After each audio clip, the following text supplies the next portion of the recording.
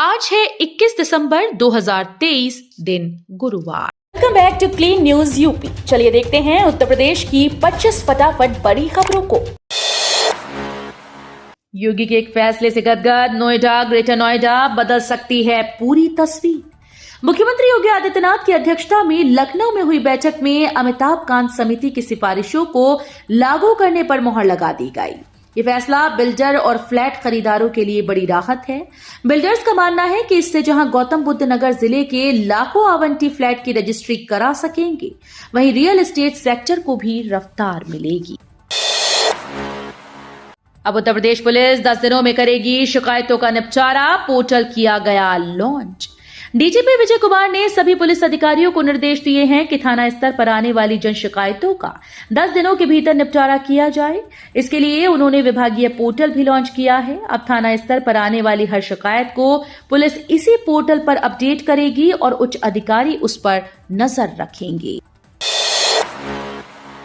यहां क्रिसमस से बंद होंगे स्कूल, जानिए यूपी में शीतावकाश कब से। ठंड बढ़ती जा रही है। बच्चों को सुबह स्कूल जाते समय ठंडी हवाओं का सामना करना पड़ रहा है।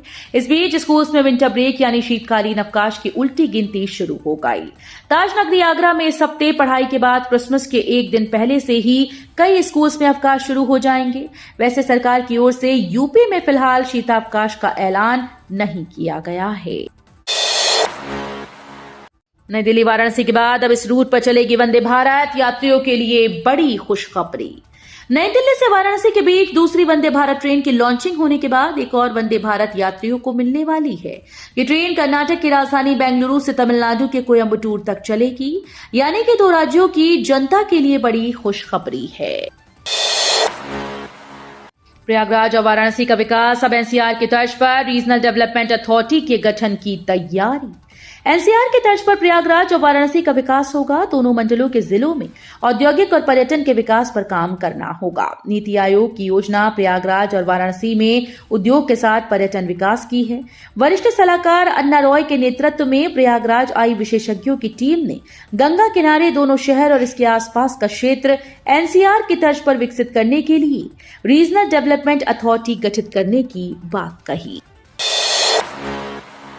नोएडा इंटरनेशनल ग्रीनफील्ड एयरपोर्ट तक होगी बेहतरीन रोड, मेट्रो और रैपिड रेल कनेक्टिविटी। मुख्यमंत्री योगी आदित्यनाथ के dream project Noida international greenfield airport जेवर को metro, high speed rapid rail और रोड की सीधी और बेहतरीन कनेक्टिविटी मिलने जा रही है।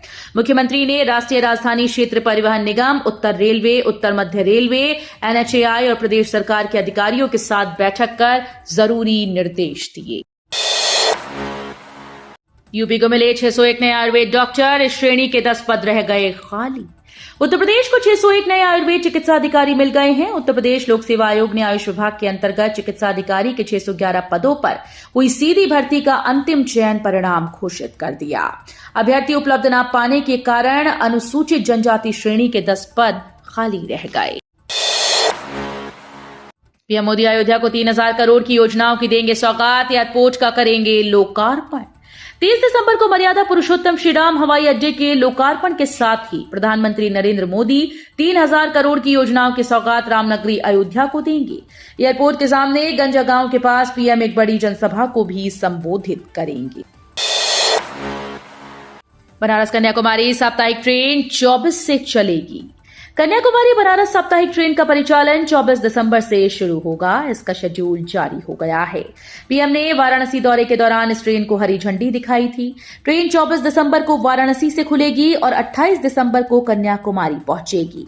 रेल अधिकारियों ने बताया कि ट्रेन संख्या 16367/16368 कन्याकुमारी स्टेशन से आज गुरुवार रात 8:30 बजे रवाना होगी। यूपी पुलिस कांस्टेबल भर्ती की फीस को लेकर अहम नोटिस जारी। उत्तर प्रदेश पुलिस भर्ती एवं प्रोन्नति बोर्ड ने कांस्टेबल भर्ती को लेकर अहम नोटिस जारी किया है। यूपी पुलिस भर्ती बोर्ड ने कहा कि कुशल खिलाड़ी के कोटे के 546 कांस्टेबल पदों के लिए ऑनलाइन आवेदन करने वाले अभ्यर्थियों की ओर से बताया गया है कि अप्लाई करने की फीस चालान के जरिए संबंधित जनपद के स्टेट बैंक में जमा नहीं हो पा रही। मुरादाबाद रेलवे स्टेशन पर मिलेंगे लजीज व्यंजन, जल्द खुलेगी कैंटीन। बेहतर खान पान के शौकीन यात्रियों को रेलवे स्टेशन पर अब लजीज व्यंजन मिलेंगे। यात्री स्टेशन की कैंटीन पर अपनी पसंद का खाना खा सकेंगे। रेलवे की कैंटीन में खाने के अलावा अन्य खाद्य सामग्री भी मिलेगी। कैंटीन चलाने का जिम्मा देहरादून की संस्था को मिला है। जनवरी के मध्य से कैंटीन शुरू होने के आसार हैं। यूपी में इलेक्ट्रिक वाहन लेकर लॉन्ग ड्राइव पर जाना होगा आसान। एक्सप्रेसवे पर बनाए जाएंगे चार्जिंग स्टेशन। यूपी की योगी सरकार अब प्रदेश के 4 बड़े एक्सप्रेसवे पर पब्लिक चार्जिंग स्टेशन बनाने जा रही है। यूपीडा की तरफ से इसे लेकर विस्तृत कार्य योजना तैयार कर ली गई। इसके अंतर्गत बुंदेलखंड, पूर्वांचल, आगरा, लखनऊ और गोरखपुर लिंक एक्सप्रेसवे पर कुल 26 पब्लिक चार्जिंग स्टेशन बनाए जाएंगे। 10 जनवरी से 28 फरवरी तक स्नातक एनईपी की परीक्षाएं। चौधरी चरण सिंह विश्वविद्यालय कैंपस और संबद्ध कॉलेजेस में स्नातक एनईपी विषम सेमेस्टर की परीक्षाएं 28 फरवरी तक चलेंगी। सुबह 9 से 12 और 2 से 5 बजे की 2 पालियों में ये परीक्षाएं 10 जनवरी से शुरू होंगी।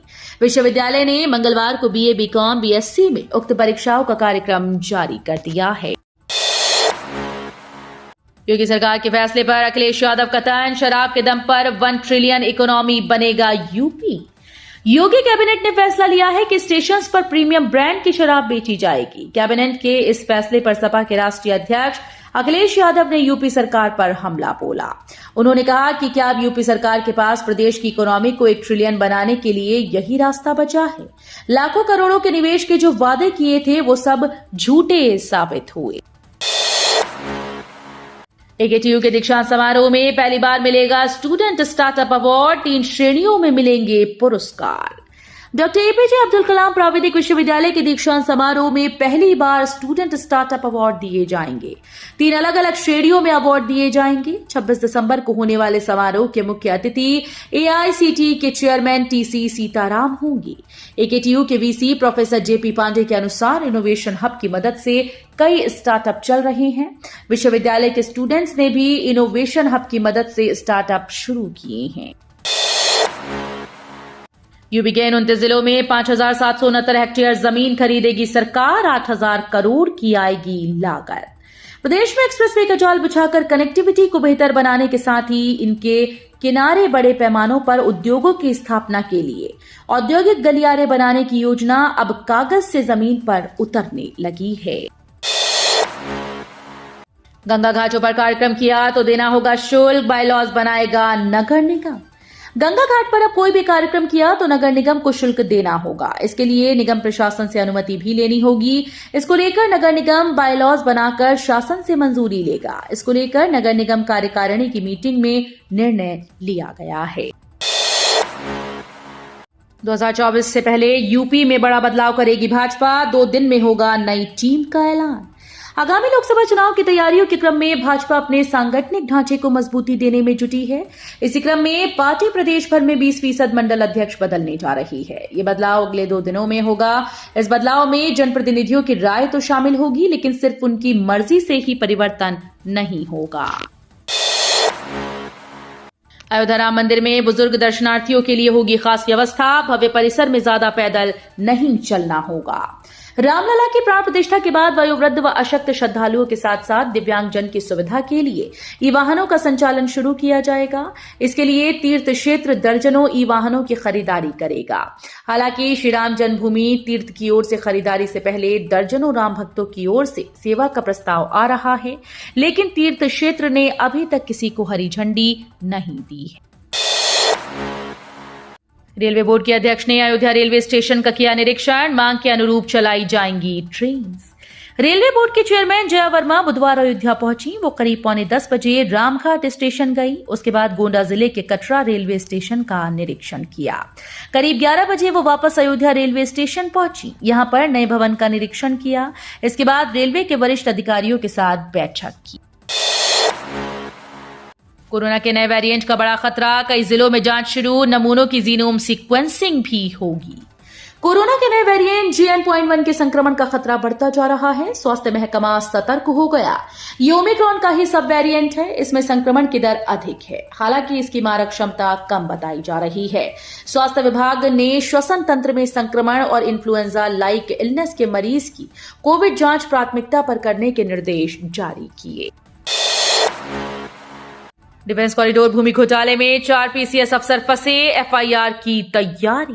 लखनऊ में सरोजनी नगर के भटगांव में हुए डिफेंस कॉरिडोर भूमि घोटाले में 4 पीसीएस अधिकारियों पर कार्रवाई तय है।